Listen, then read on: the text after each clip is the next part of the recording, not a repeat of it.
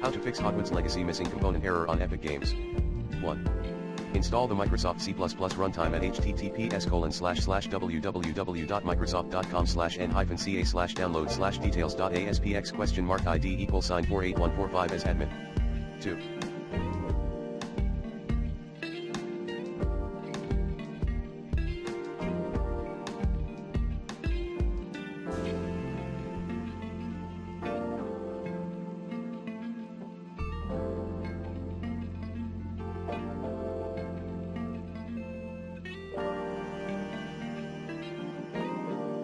Restart your PC. 3. Log out then back into Epic Games Launcher. 4. Clear the cache and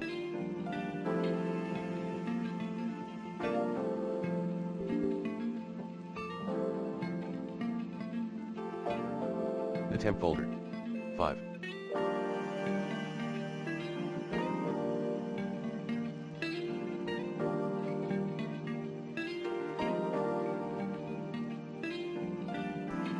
Reboot your PC. 6. Update Epic Games Launcher.